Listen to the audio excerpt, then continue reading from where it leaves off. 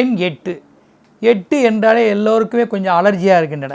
எண் 8 என்பது சனீஸ்வரனுடைய எண் அல்லவா, பல சோதனைகளை தரக்கூடியவர். சனியால் நம்ம பல துன்பங்களை அனுபவிக்கிறோம். அதனால் 8 என்றாலே அந்த 8ஆம் நிலை பிறந்தவர்களோ 8ஐ அதிர்ஷ்டமாக கொண்டவர்களோ மிகவும் பயப்படுகிறார்கள். ஒரு வண்டி வாகனம் வாங்குவது என்றால் கூட 8ஆம் எண்ணை விரும்ப மாட்டார்கள்.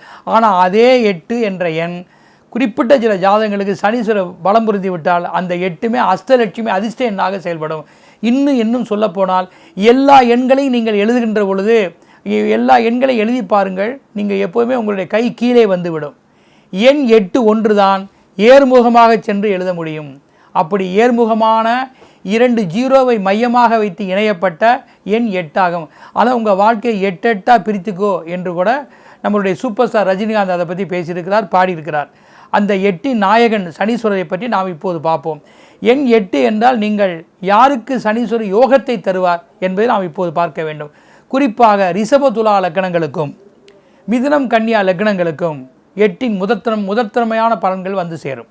மகரம் கும்பம் லக்னம் அவருடைய லக்னம் என்பதால் அந்த லக்னங்களுக்கும் சனீஸ்வரர் நற்பலனை தருவார். ஆனால் இப்படிப்பட்ட சனீஸ்வரர் 8-12 மறையாமல், நீச்சம் பகை பெறாமல், அஸ்தங்கம் ஆகாமல் கண்டிப்பாக ஒரு பலம் பெற்றிருக்க வேண்டும். அப்படி பலம் பெற்றிருந்தால் அவர்களுக்கு நிதர்சனமான அமைப்பை சனீஸ்வரர் கண்டிப்பாக ஏற்றத்தை உண்டாக்குவார்.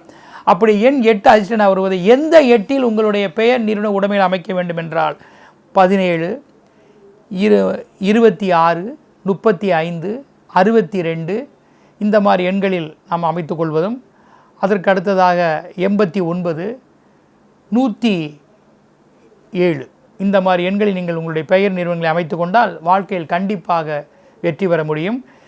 சனீஸ்வரனுடைய நாயகன் சிவன் ஆவார். குறிப்பாக பைரவர் வழிபாடும், மகாவிஷ்ணுடைய அம்சங்களில் நரசிம்மர் வழிபாடும், ஆஞ்சநேயர் வழிபாடும் மிக உகந்ததாக இருக்கும்.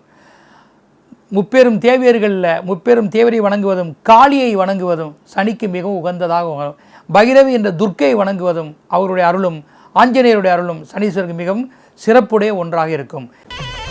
ஸ்ரீ குபேரன் டிவியை பார்த்தமைக்கு நன்றிகள். மேலும் இது போன்ற தகவல்களை தெரிந்து கொள்ள ஸ்ரீ குபேரன் டிவியை சப்ஸ்கிரைப் செய்யுங்கள். மறக்காமல் பெல் ஐக்கானை கிளிக் செய்யுங்கள்.